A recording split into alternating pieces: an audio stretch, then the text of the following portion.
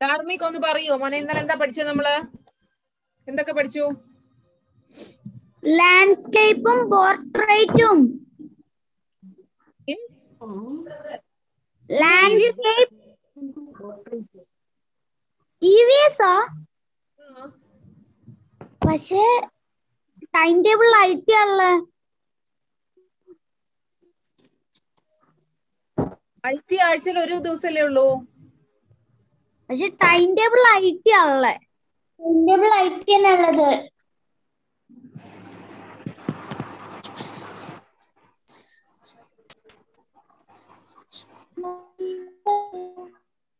Time table IT ആണല്ലേ. ശ്രുതി ഉണ്ടോ അവിടെ? ക്ലാസ് 4 അല്ലേ ഇത്? IT വരുന്നത് ട്യൂസ്ഡേ ആണ്. നിങ്ങൾക്ക് ഏത് ടൈം ടേബിളാ കിട്ടിയെന്ന് എനിക്ക് അറിയില്ലല്ലോ. ക്ലാസ് 4 ഫ്രൈഡേ EVS ആണ് വരിക. നമ്മൾ അങ്ങനെയല്ലേ ക്ലാസ് എടുത്തോണ്ടിരുന്നേ?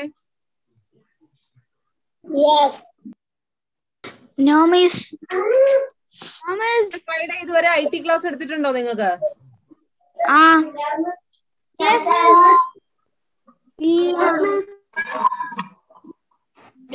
ഞാൻ എടുത്തിട്ടില്ലല്ലോ. എപ്പോ എടുത്തു? കഴിഞ്ഞ അത് എക്സാമിന് തീരാത്ത ഏതോ ഒരു ദിവസം എന്തോ IT ഞാൻ എടുത്തു. ബാക്കി എല്ലായ്പ്പോഴും ഫ്രൈഡേ ഞാൻ EVS അല്ലേ എടുത്തോണ്ടിരിക്കുന്നേ. EVS എന്ന് പറയുന്നവരൊന്ന് കൈപ്പൊക്കിക്കേ നോക്കട്ടെ. EVSന്റെ ടൈം ടേബിൾ കിട്ടിയവരൊന്ന് കൈപ്പൊക്കിക്കേ. 1 2 3 4 5 6 7. യെസ്, ഇന്ന് EVS ആണ്. നിങ്ങൾക്ക് ഒന്ന് പഴയ മിസ്റ്റേക്ക് കറക്റ്റ് ചെയ്ത് നിങ്ങൾക്ക് നമ്മള് സാധാരണ ഫ്രൈഡേ EVS ആണ്. ആഴ്ച ഒരു ദിവസമുള്ള IT. കേട്ടോ? ഏതാ ടൈം ടേബിൾ കിട്ടിയെന്ന് അറിയില്ല.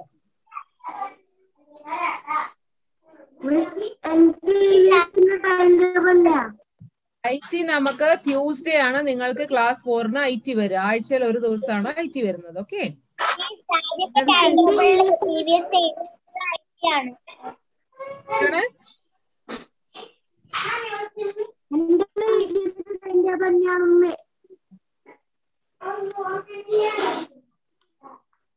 ആരോടോ എന്തൊക്കെയോ പറയുന്നുണ്ട്. ഓക്കെ, എന്തായാലും ടീച്ചർ ഇന്ന് EVS ആണ് എടുക്കുന്നത്. EVSന്റെ ടൈം ടേബിൾ ആണ്. ഞാൻ ഒന്നുകൂടെ ഒന്ന് കൺഫേം. ടീച്ചർക്കുള്ളത് EVS ആണ്. ടീച്ചർ ഇതുവരെ EVS എടുത്തിട്ടുള്ളൂ ഫ്രൈഡേ. ആഴ്ച ഒരു ദിവസമാണ്. എല്ലാ ക്ലാസ്സുകാർക്കും ഒരു ദിവസമാണ് ക്ലാസ് വരിക. ഓക്കെ,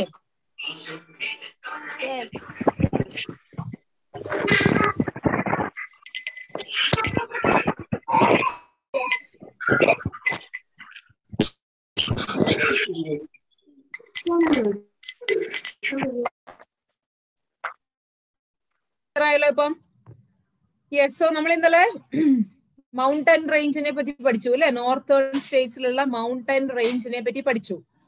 3 ആയിട്ട് ക്ലാസിഫൈ ചെയ്തിട്ടുണ്ടെന്ന് പഠിച്ചു. ഹിമാലയാസിനെ അല്ലെ. Greater Himalayas, middle Himalayas and outer Himalayas. ഓർമ്മയുണ്ടോ? പിന്നെ ഗ്രേറ്റർ ഹിമാലയാസിലാണ് നമ്മളുടെ എവറസ്റ്റ് കാണുക എന്ന് നമ്മൾ കണ്ടു. ഏറ്റവും ഹൈറ്റ് കൂടിയ മൗണ്ടൻ റേഞ്ച് ആണ് എന്താണ്? ഗ്രേറ്റർ ഹിമാലയാസ് അല്ലെങ്കിൽ ഹിമാദ്രി റേഞ്ച്. പിന്നെ ഉള്ളത് മിഡിൽ ഹിമാലയാസ്. മിഡിൽ ഹിമാലയാസിലാണ് ഫേമസ് ആയിട്ടുള്ള എന്താണ് ഹിൽ സ്റ്റേഷൻസ്. കുളു, മണാലി, ഡാർജിലിംഗ് പോലുള്ള ഹിൽ സ്റ്റേഷൻ നമ്മൾ കണ്ടു. പിന്നെ ഉള്ളത് ഔട്ടർ ഹിമാലയാസ് അല്ലെങ്കിൽ ശിവാലിക് റേഞ്ച്. ശിവാലിക് റേഞ്ചിന്റെ നോർത്ത് ഈസ്റ്റേൺ സ്ഥലത്തിനെ നമ്മൾ പൂർവാഞ്ചൽ റേഞ്ച് എന്ന് പറയും.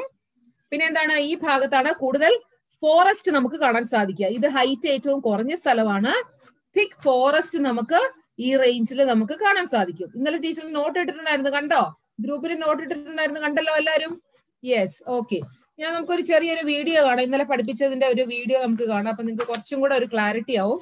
സൗണ്ട് ഇല്ലെങ്കിൽ സാരമില്ല, ഗ്രൂപ്പിൽ റെക്കോർഡഡ് വീഡിയോ പോസ്റ്റ് ചെയ്യുമ്പോൾ അത് നോക്കിയാൽ മതി. ജസ്റ്റ് വീഡിയോ സൗണ്ട് ഇല്ലെങ്കിലും വീഡിയോ കാണുക. Okay,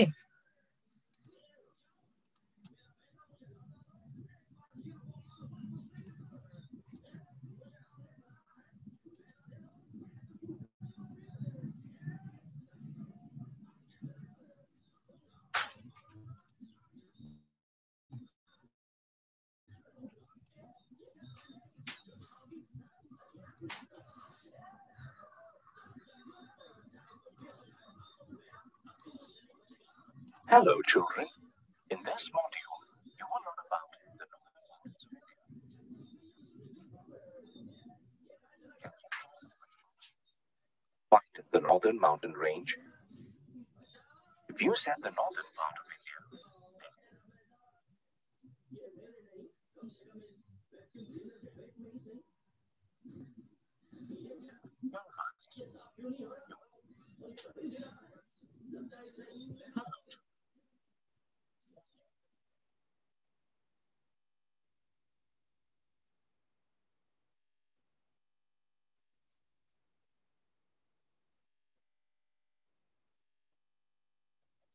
the part of India, then you're right. You will find the northern mountain range.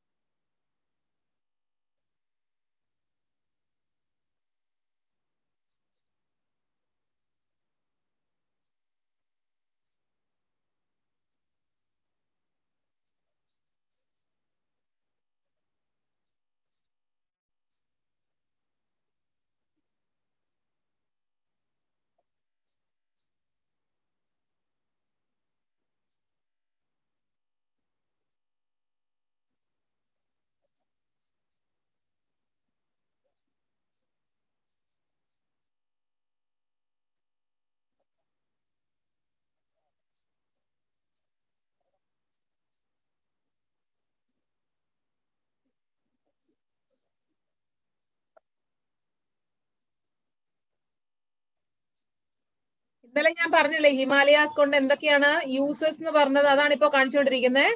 Sound കേൾക്കാത്തവർക്ക് വേണ്ടിയിട്ടാണ് ഞാൻ പറയുന്നത്. ഇന്നലെ ഞാൻ പറഞ്ഞു മെഡിസിൻസ് ലഭിക്കുന്നുണ്ട്. ഹിമാലയൻ റേഞ്ചിൽ കുറെ വനങ്ങൾ ഇപ്പൊ നമ്മൾ കണ്ടു. എന്താണ് ലാസ്റ്റ് ഔട്ടർ ഹിമാലയാസിൽ ഡെൻസ് ഫോറസ്റ്റ് ഉണ്ടെന്ന് കണ്ടു അല്ലെ. സോ അവിടെ നിന്ന് എന്തൊക്കെ ലഭിക്കുന്നുണ്ട്? മെഡിസിൻസും തടിയും ഒക്കെ നമുക്ക് ലഭിക്കുന്നുണ്ട്. അടുത്തത് പറഞ്ഞു എന്താണ്, ഹിമാലയൻ റേഞ്ചിൽ നിന്ന് കുറെ നദികൾ ഉത്ഭവിക്കുന്നുണ്ട് അല്ലെ. സോ ആ നദികളിൽ നിന്ന് എന്താണ് നമ്മൾക്ക് ജലസേചനത്തിന് ആവശ്യമായി, കൃഷിക്ക് ആവശ്യമായിട്ടുള്ള വെള്ളം ലഭിക്കുന്നുണ്ട്, കുടിക്കാനുള്ള വെള്ളം ലഭിക്കുന്നുണ്ട്.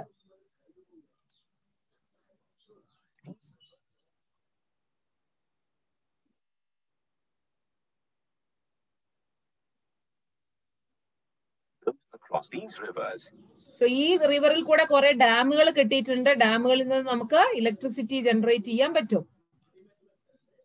The Himalayas are actually not a single mountain range, but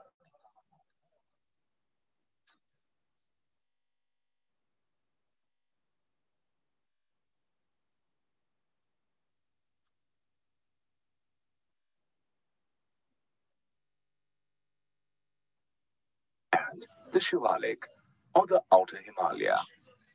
ഇന്നലെ പറഞ്ഞില്ലേ നമ്മൾ മൂന്നായിട്ട് ക്ലാസിഫൈ ചെയ്തിട്ടുണ്ട്. 2500 കിലോമീറ്റർ നീളത്തിലാണ് ഹിമാലയൻ റേഞ്ചസ് കിടക്കുന്നത്. അതിനെ നമ്മൾ മൂന്നായിട്ട് ക്ലാസിഫൈ ചെയ്തിട്ടുണ്ട്: greater Himalaya, middle Himalaya and outer Himalaya.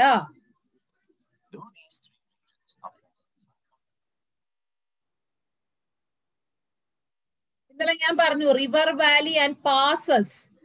കാണുന്നുണ്ടോ നിങ്ങൾക്ക് ഈ പിക്ചറില്? ഇതാണ് ഈ താഴെ കാണുന്നതാണ് റിവർ വാലി എന്ന് പറയുന്നത്. കാണുന്നുണ്ടോ? ഇങ്ങനെ പോകുന്നതാണ് റിവർ വാലി. ഇതാണ് ഇവിടെ ഇങ്ങനെ ഒരു വഴി കാണുന്നുണ്ടോ? ഇത് കാണുന്നുണ്ടോ? So this is called what? Passes. അതായത് മൗണ്ടന്റെ ഇടയിൽ നമ്മൾക്ക് ട്രാവൽ ചെയ്യാൻ വേണ്ടിയിട്ട് ഉണ്ടാക്കുന്ന വഴികളാണ്. ഇങ്ങനെ തുറന്ന് ഇങ്ങനെ ഉണ്ടാക്കും. സോ ഇതാണ് പാസസ്, ഇതാണ് റിവർ വാലി. ഇന്നലെ ഞാൻ പഠിപ്പിച്ചില്ലേ?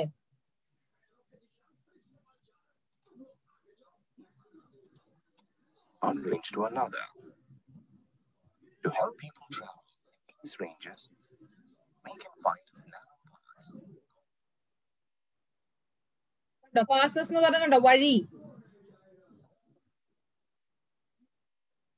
ഇന്നലെ ഞാൻ പറഞ്ഞു കാരക്കോരം പാസ്.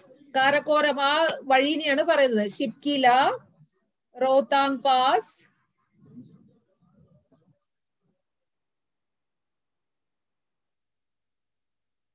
ഇതൊക്കെ എന്താണ് നോർത്ത് ഈസ്റ്റേൺ സ്റ്റേറ്റ്സിലുള്ള വഴികളാണ്. ഓരോരോ വഴികൾക്ക് അവർ ഓരോരോ പേര് കൊടുത്തിട്ടുണ്ട്.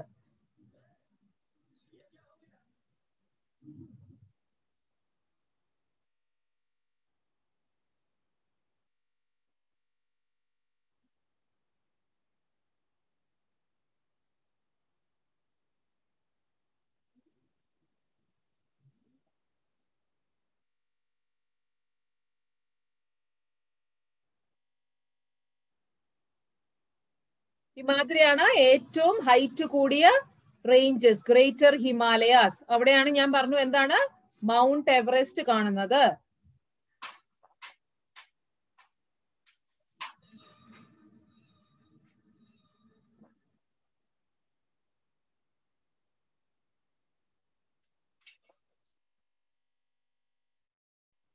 മൗണ്ട് ഗോഡ്വിൻ ഓസ്റ്റൻ, അതിന്റെ ഒരു വേറെ പേര് ഞാൻ ഇന്നലെ പറഞ്ഞായിരുന്നു, K2 അല്ലെ, K2 മൗണ്ടൻസ്. ഏറ്റവും ഹൈറ്റ് കൂടിയ പർവ്വതം എന്ന് പറയുന്നത് മൗണ്ട് എവറസ്റ്റ്. സെക്കൻഡ് ഹൈറ്റ് കൂടിയ പർവ്വതം എന്താണ്? മൗണ്ട് ഗോഡ്വിൻ ഓസ്റ്റൺ അല്ലെങ്കിൽ K2. ഇതാണ് നമ്മളുടെ ഗ്രേറ്റർ ഹിമാലയാസിൽ നമുക്ക് കാണാൻ സാധിക്കുക.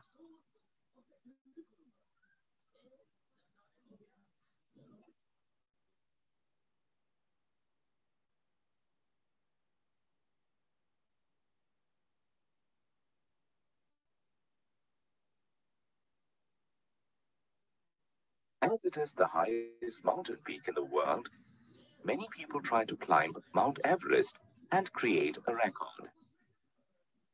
The first people to climb the Mount Everest was Tenzing Norgay from India.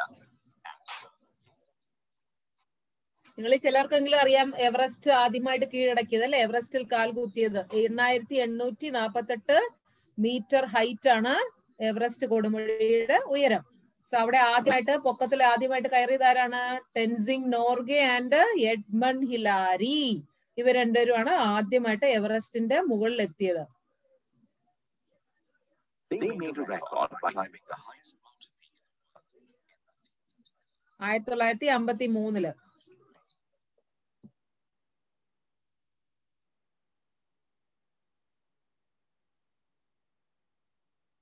1984 first woman ബചേന്ദ്രി പാൽ ആണ് എവറസ്റ്റ് കീഴടക്കിയത്.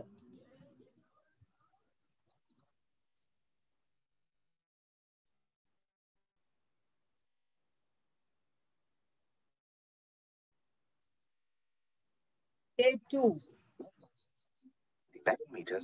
8611 മീറ്റർ ഹൈറ്റ് ആണ്.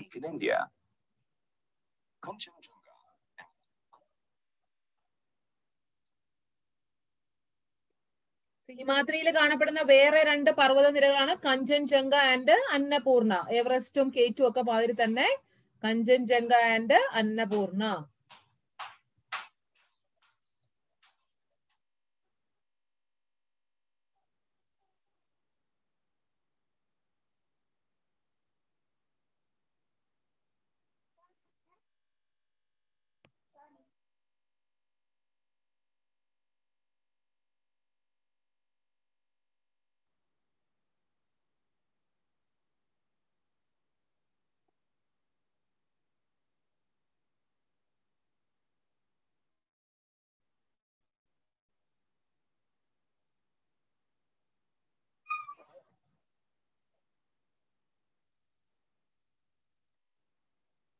ഞാൻ പറഞ്ഞു ഹിമാദ്രിയിൽ നിന്ന് വരുന്ന റിവർ ഏതൊക്കെയാണ്? Indus, Sutlej, Brahmaputra, Ganga and Yamuna.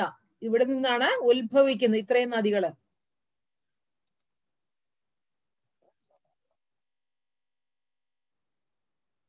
A glacier is a moving sheet of ice. As glaciers move towards the warmer regions, they melt and give rise to water.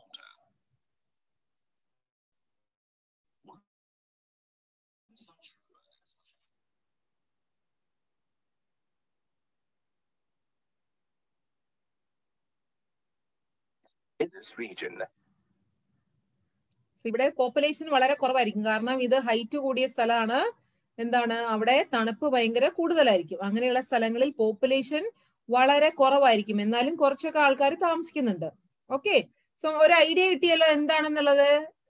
3 mountain range നിങ്ങൾ കണ്ടു, ഹിമാദ്രി, ഹിമാചൽ ആൻഡ് ശിവാലിക്. സോ ഇപ്പൊ north eastern സ്റ്റേറ്റ്സിലുള്ള mountains ആണ് നമ്മൾ കണ്ടത്. ഇനി നമ്മൾ നോക്കാൻ പോകുന്നത് എന്താണ്? Plain area. മൗണ്ടൻ എന്ന് പറഞ്ഞാൽ നിങ്ങൾക്കറിയാം ഹൈറ്റ് കൂടിയ സ്ഥലങ്ങളാണ്. പ്ലെയിൻ ഏരിയ എന്ന് പറഞ്ഞാൽ എന്താണ്? പരന്ന് കിടക്കുന്ന സ്ഥലങ്ങൾ.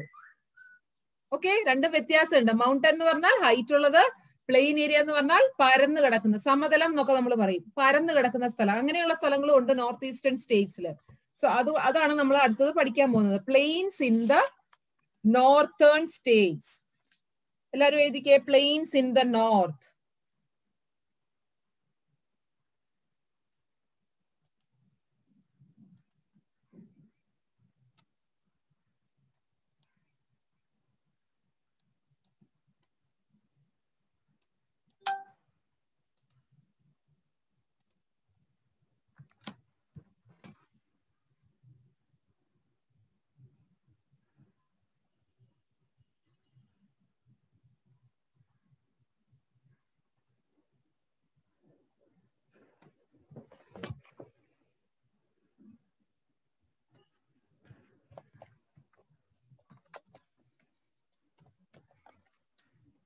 പ്ലെയിൻസ് എന്ന് പറഞ്ഞാൽ എന്താണ് പറഞ്ഞത്? ഫ്ലാറ്റ് ആയിട്ടുള്ള സ്ഥലങ്ങൾ, പരന്നു കിടക്കുന്ന സ്ഥലങ്ങൾ, അങ്ങനെയുള്ള സ്ഥലങ്ങളാണ് നമ്മൾ ഇനി നോക്കാൻ പോകുന്നത്. Plains in the north. So plain area എവിടെയൊക്കെയാണ് നമുക്ക് കാണാൻ സാധിക്കുക? ഇപ്പൊ നമ്മൾ കണ്ടു മൗണ്ടൻ റീജിയൻ, ജമ്മു കാശ്മീർ, സിക്കിം, ആസാം, മേഘാലയ, അങ്ങനെയുള്ള സ്ഥലങ്ങളാണ് നമ്മൾക്ക് മൗണ്ടൻ റീജിയൻസ് കാണാൻ പറ്റുക. പ്ലെയിൻസ് എവിടേക്കാണ് നമുക്ക് കാണാൻ സാധിക്കുക? Starting from Punjab,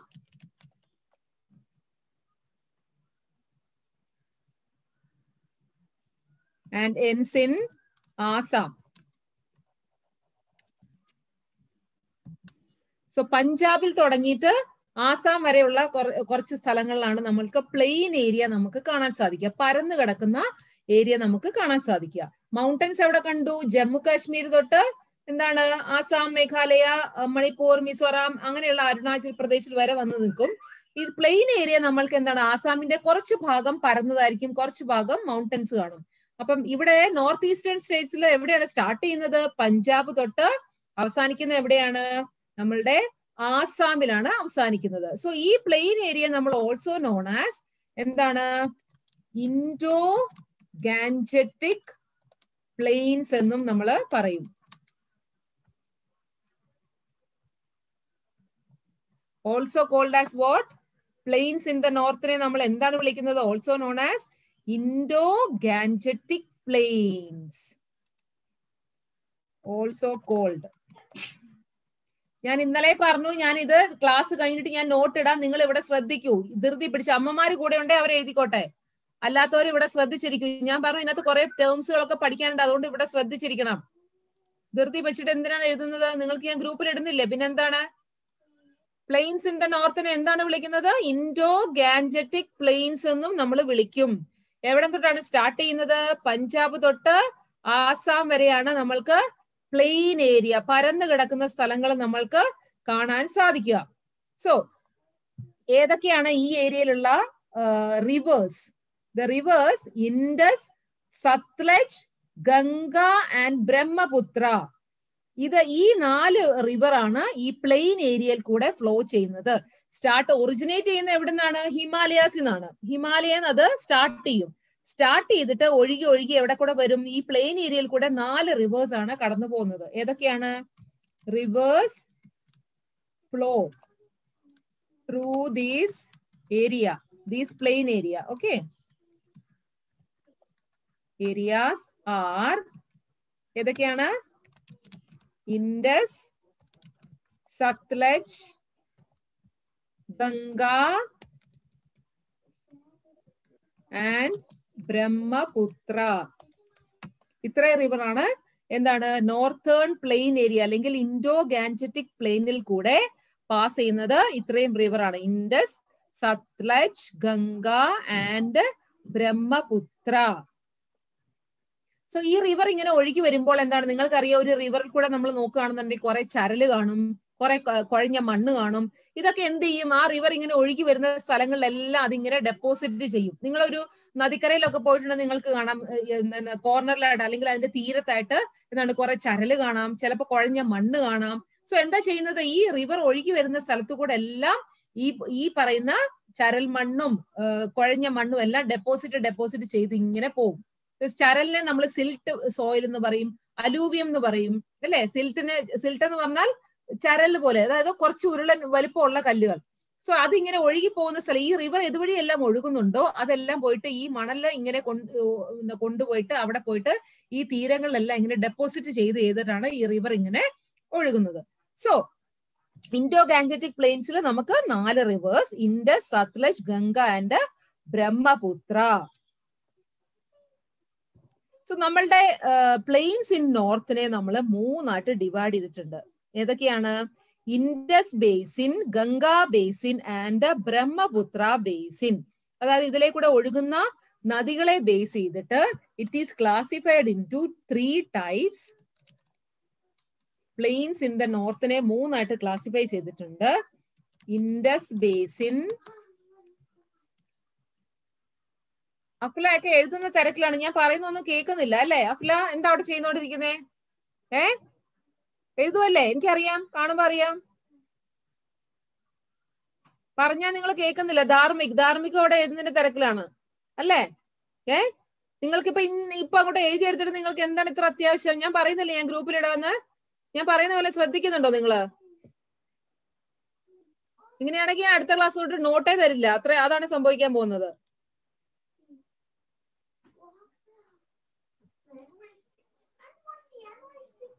planes in the നോർത്തിനെ നമ്മൾ 3ആയിട്ട് ക്ലാസിഫൈ ചെയ്തിട്ടുണ്ട്. 3 ടൈപ്സ് ആയി. നമ്മൾ ഹിമാലയാസിനെ 3ആയിട്ട് ക്ലാസിഫൈ ചെയ്ത മാതിരി 3 ടൈപ്സ് ആയിട്ട് പ്ലെയിൻസിനെ നമ്മൾ ക്ലാസിഫൈ ചെയ്തിട്ടുണ്ട്. Indus basin, Ganga basin and last one is Brahmaputra basin. Basin, river basin എന്ന് പറഞ്ഞാൽ എന്താണ്? ബേസിൻ എന്ന് പറഞ്ഞാൽ എന്താണ്? നിങ്ങൾക്കറിയാം, വെള്ളമൊക്കെ എടുത്തു വെക്കുന്ന ഒരു പാത്രം മാതിരിയാണ് ബേസിൻ എന്ന് നിങ്ങൾ പറഞ്ഞു. നിങ്ങളുടെ വീട്ടിലൊക്കെ ചിലപ്പോൾ കാണും അല്ലെ, ബാത്റൂമിലൊക്കെ വെച്ചിട്ടുണ്ടാവും ബേസിൻ, വെള്ളമൊക്കെ ഇങ്ങനെ സ്റ്റോർ ചെയ്ത് വെക്കുന്നത്.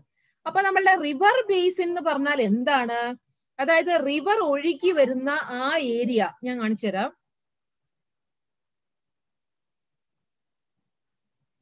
ഇവിടുന്ന് ഇത് ഹിമാലയാസ് ആണെന്ന് വിചാരിക്കുക. ഓക്കെ, സോ ഇവിടെ നിന്ന് എന്താണ് റിവേഴ്സ് ഇങ്ങനെ ഒഴുകി വരും. സപ്പോസ് ഇത് ഗംഗാ റിവർ ആണെന്ന് വിചാരിക്കുക. ഇത് ഇങ്ങനെ ഒഴുകി വന്നിട്ട് മെയിൻ ഒരു റിവർ കാണും. ഒഴുകി പോയിട്ട് എവിടെ പോയി ചേരും? ഓഷനിൽ പോയിട്ട് അല്ലെങ്കിൽ സീയിൽ പോയിട്ട് ചേരും അല്ലെ? സോ അത് ഒഴുകി വരുന്ന ആ ഏരിയ, ഇപ്പൊ മെയിൻ ഒരു റിവർ കാണും, അതിന് കുറെ കൈവഴികൾ എന്ന് നമ്മൾ പറയും അല്ലെ, കുഞ്ഞു കുഞ്ഞു ചാലുകളായിട്ട് ഇങ്ങനെ ഒഴുകുന്നുണ്ടാവും. എന്നിട്ട് എല്ലാരും കൂടെ എന്ത് ചെയ്യും? അവസാനം പോയിട്ട് ഓഷനകത്ത് പോയിട്ട് അല്ലെങ്കിൽ കടലിൽ പോയിട്ട് ചേരും. സോ ഇവിടെ നിന്ന് തുടക്കം തൊട്ട് എൻഡ് വരെ, അവസാനിക്കുന്ന വരെ ഏതൊക്കെ ഏരിയയിൽ കൂടെയാണ് അത് ഒഴുകുന്നത്, അതിന്റെ ഇടയിലുള്ള ഈ സ്ഥലങ്ങളെ നമ്മൾ എന്ത് വിളിക്കും? It is called river basin എന്ന് നമ്മൾ വിളിക്കും.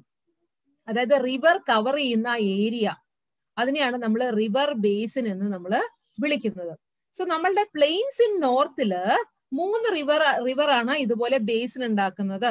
Indus basin, Ganga basin and Brahmaputra basin ആണ് ഒഴുകി എന്താണ് ഈ 3 പ്ലെയിൻ ഏരിയയെ നമ്മൾ 3ആയിട്ട് ക്ലാസിഫൈ ചെയ്തിരിക്കുകയാണ്. അതായത് ഏത് കൂടെ സ്ഥലങ്ങളിൽ കൂടെയാണ് ഈ റിവർ എല്ലാം ഒഴുകുന്നത്, അതിനെ ബേസ് ചെയ്തിട്ട് നമ്മൾ എന്താണ് 3ആയിട്ട് നമ്മളുടെ ഈ പ്ലെയിൻ ഏരിയയെ 3ആയിട്ട് ക്ലാസിഫൈ ചെയ്തിരിക്കുകയാണ്.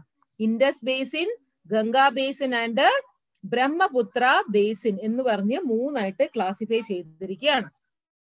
ക്ലിയർ? ഇവിടെ വരെ പഠിച്ചത് മനസ്സിലായോ? പ്ലെയിൻ ഏരിയ എന്ന് പറഞ്ഞാൽ എന്താണ്? പരന്ന സ്ഥലങ്ങൾ, പ്ലെയിൻ ഏരിയ